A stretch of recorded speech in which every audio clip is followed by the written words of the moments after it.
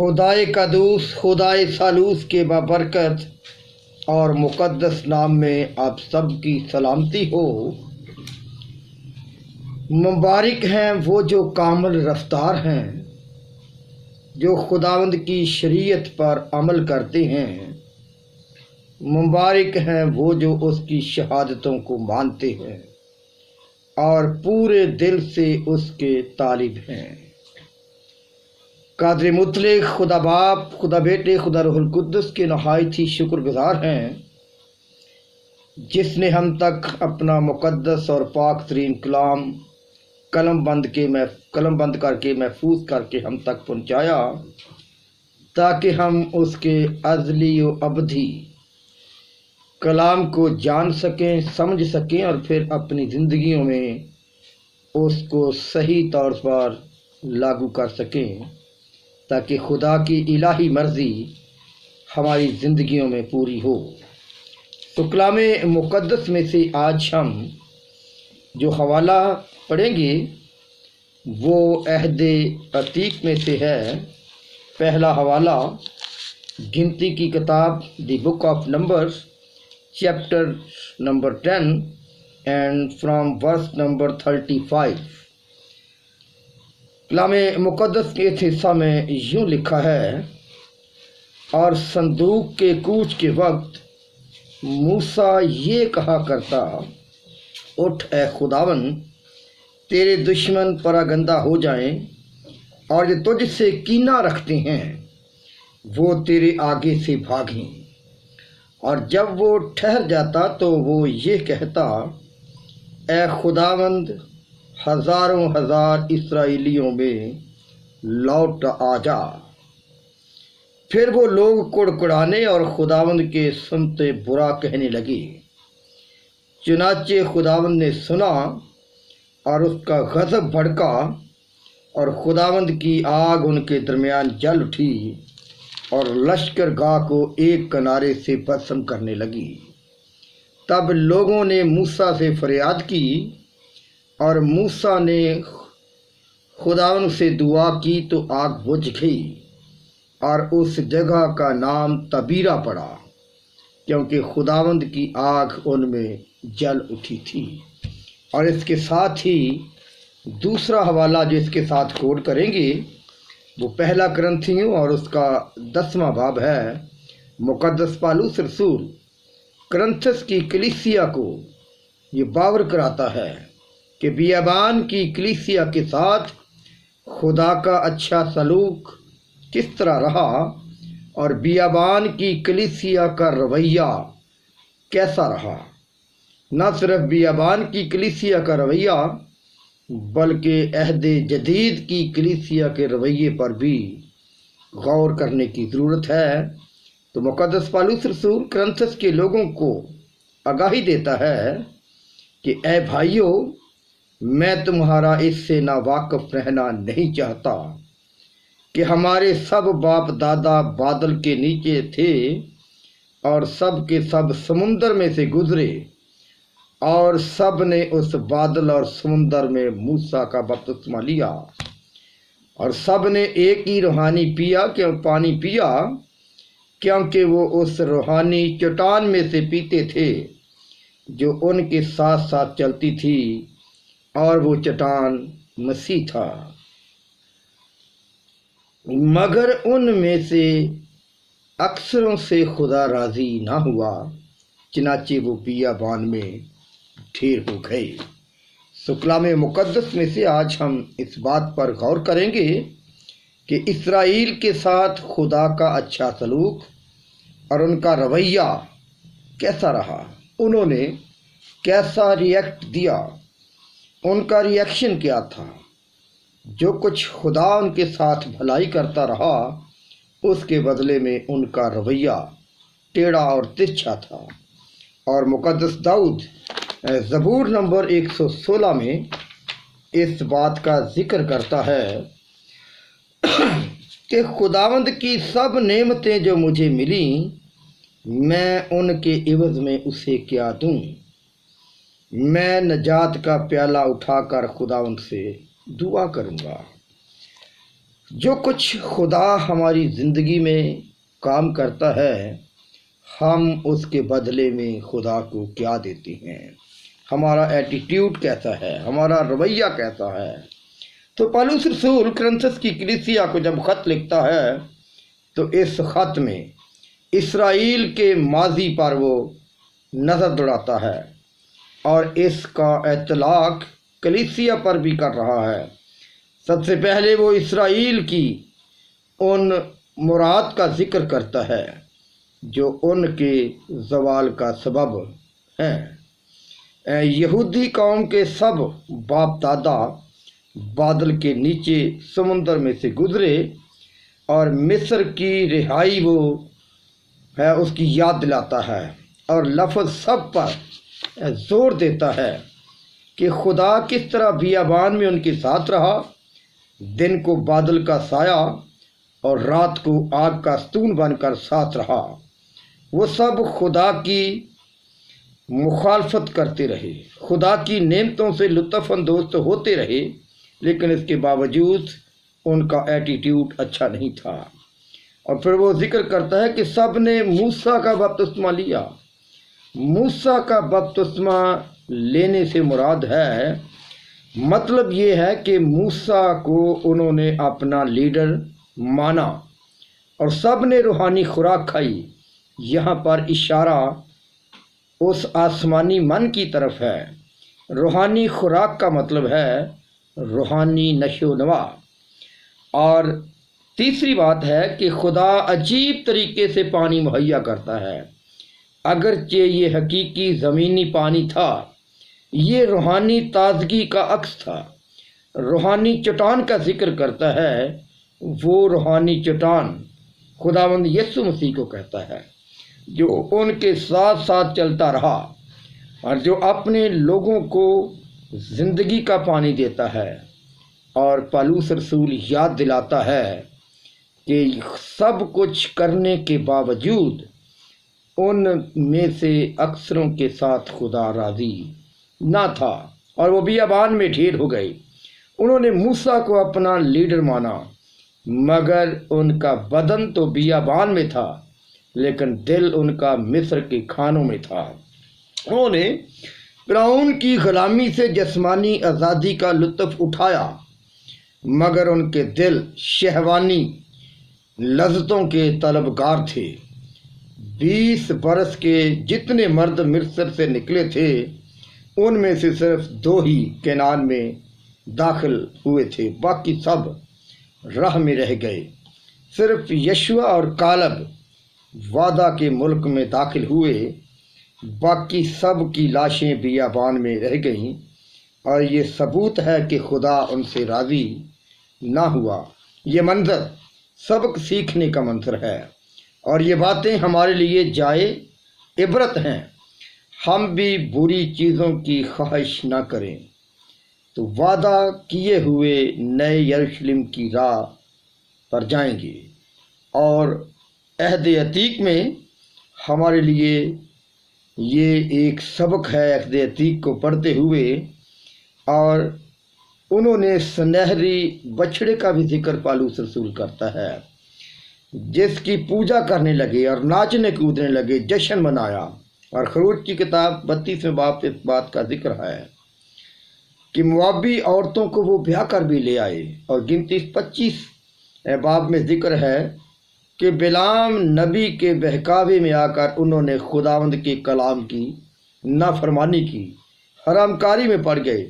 اور ایک ہی دن میں 23,000 مارے گئے۔ اور یہاں پر تھوڑا تضاد پایا جاتا ہے۔ گنتی کی کتاب 25ویں باب نامی آیت میں ذکر ہے کہ 24,000 مارے گئے، لیکن فرق سمجھنے کی ضرورت ہے۔ ایک فرق یہ ہے کہ ایک ہی دن میں تو 23,000 مر گئے، اور جب دوسری جگہ 24,000 کا ذکر پڑھتے ہیں تو فرق یہ ہے کہ کل تعداد 24,000 ہی ہوگی، لیکن ایک دن میں 23,000 مارے گئے اور باقی بعد میں۔ اور اس کی وجہ کیا تھی کہ انہوں نے جسم کی خواہشات کو پورا کیا۔ جسم کی خواہشات سے مراد ہے زناکاری میں پڑ گئے، اور اسی طرح ایک اور حوالہ جب ہم دیکھتے ہیں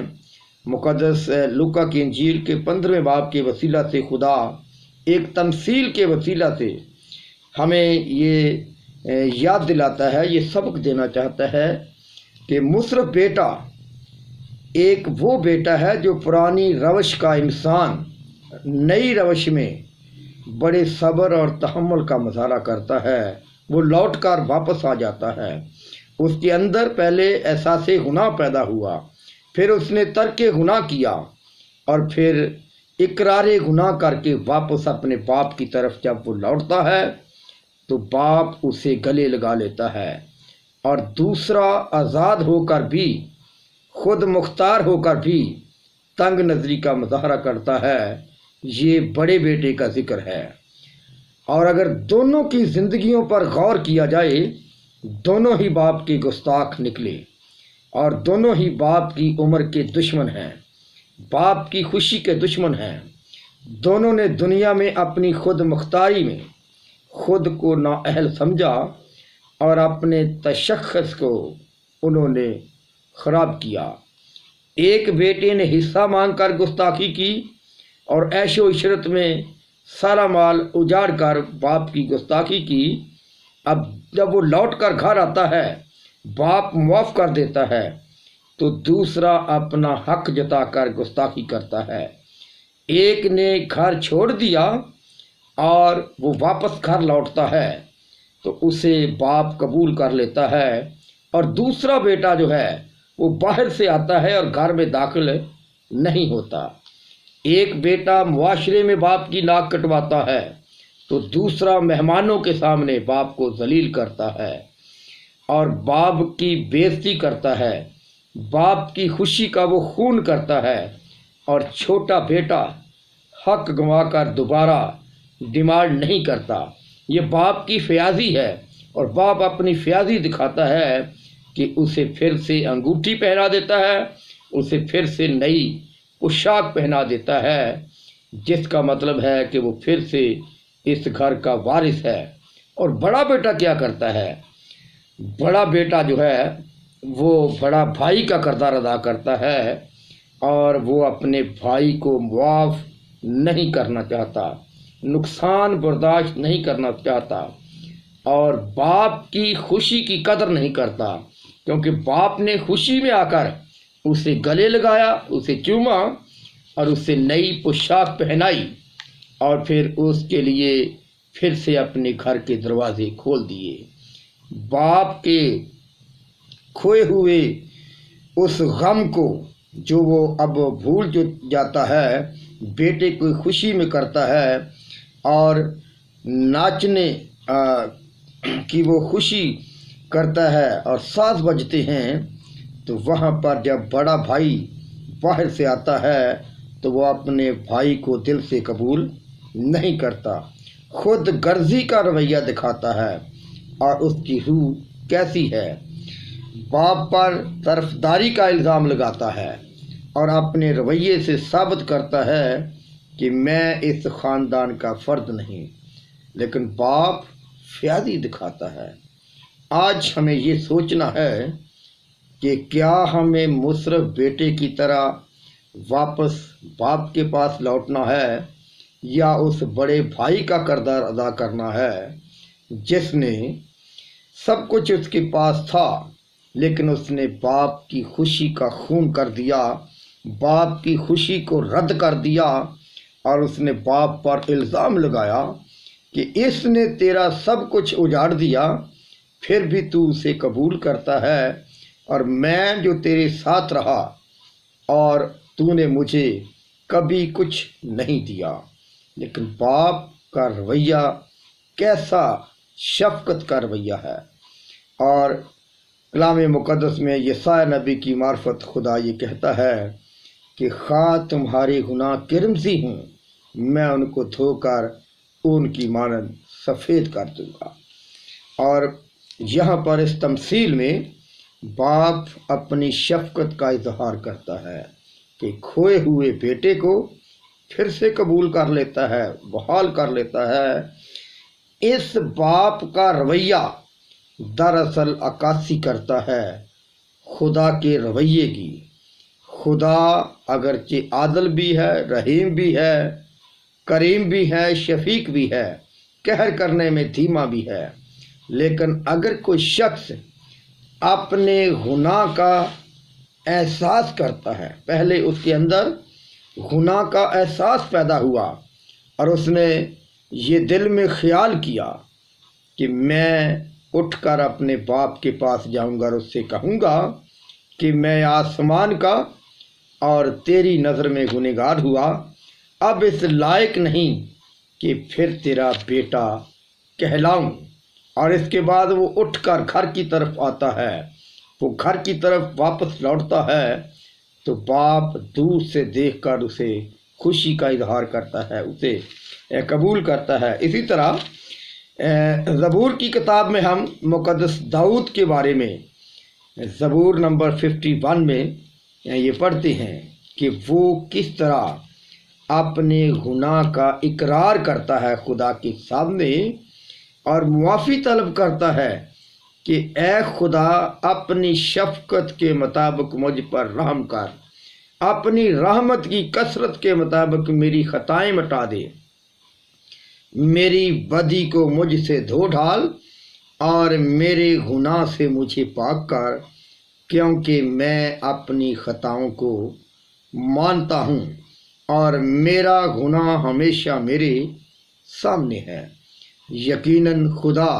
ہر اس گناہ گار کے ان الفاظ کو جو داؤد اپنے منہ سے یہ الفاظ خدا کے سامنے رکھتا ہے، کیونکہ میں نے فقط تیرا ہی گناہ کیا ہے، اور وہ گناہ کا اقرار بھی کرتا ہے، پھر رہائی کے لیے اپیل بھی کرتا ہے اور کہتا ہے کہ اور وہ کام کیا جو تیری نظر میں برا تھا، تاکہ تو اپنی باتوں میں راست ٹھہرے اور اپنی عدالت میں بے عیب رہے۔ دیکھ میں نے بدی میں صورت پکڑی اور میں گناہ کی حالت میں ماں کے پیٹ میں پڑا۔ دیکھ تو باطن کی سچائی کو پسند کرتا ہے اور باطن ہی میں مجھے دنائی سکھائے گا۔ یہاں پر وہ اقرار گناہ کر کے توبہ کے لیے اپیل کرتا ہے کہ میں نے فقط تیرا ہی گناہ کیا اور وہ کام کیا جو تیری نظر میں برا تھا۔ یہاں پر داؤد اپنے جب گناہ کا اقرار کرتا ہے تو پھر خدا کس طرح واپس لوٹنے والے گناہ گاروں کو قبول کرتا ہے، اس کی مثال ہمیں اس تمثیل میں ملتی ہے کہ کس طرح وہ باپ جس کا کھویا ہوا بیٹا، جس کا مردہ بیٹا جو گھر سے نکل چکا تھا، جب واپس لوٹا اور اس نے بھی یہ اقرار کیا کہ اے باپ میں اب اس لائق نہیں رہا کہ پھر تیرا بیٹا کہلاؤں۔ اور دوسرا بڑا بیٹا ہے جو گھر میں داخل ہونا پسند نہیں کرتا اور باپ کی خوشی کو رد کر دیتا ہے۔ اب ہمیں سوچنا ہے کہ آسمانی خدا باپ نے بیابان کی کلیسیا پر کس قدر اپنی رحمت اور اپنی شفقت کی برسات برسائی۔ خدا ان کے ساتھ رہا آگ کا ستون بن کر اور روحانی چٹان بن کر انہیں پانی مہیا کرتا رہا، اور اس کے بدلے میں وہ بڑبڑاتے رہے، کڑکڑاتے رہے اور بہت دفعہ انہوں نے نافرمانی کر کے مار کھائی، لیکن پھر بھی خدا کی شفقت ان کے ساتھ ازلی و ابدی شفقت ہے۔ اور جب ہم یسایہ 43 چیپٹر پڑھتے ہیں تو وہاں پر خدا پھر سے اپنے وعدوں کو دہراتا ہے، خدا پھر سے اپنی شفقت دکھاتا ہے کہ میں کس طرح تم پر مہربان رہوں گا، اور خدا انہیں یقین دلاتا ہے کہ تو میرا ہے۔ اور یسایہ چیپٹر 43 میں لکھا ہے،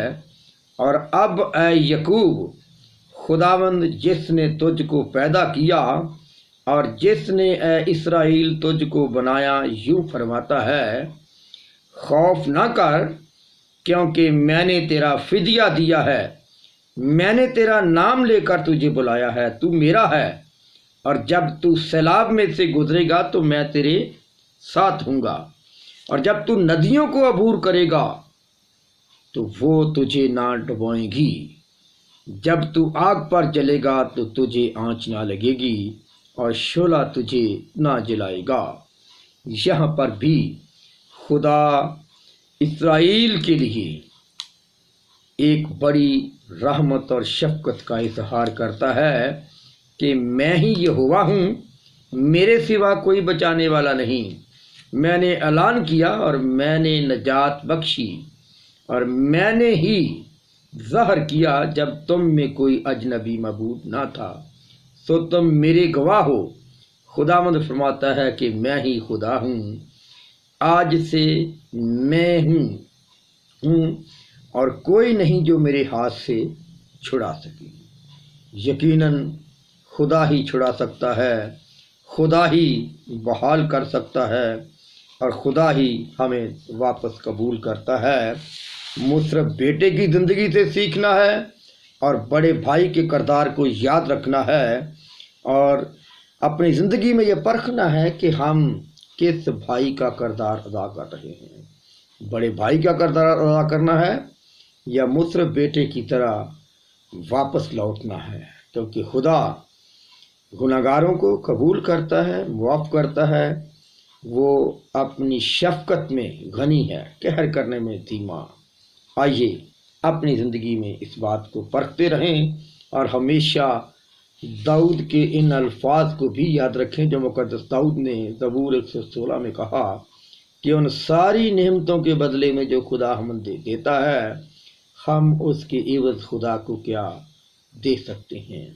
ماں سوائے اس کے کہ ہم اس کے احسان مند رہیں، اس کی شکر گزاری کریں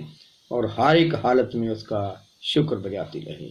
خدا ہم سب کو اپنے کلام کے وسیلہ سے برکت بخشے، آمین۔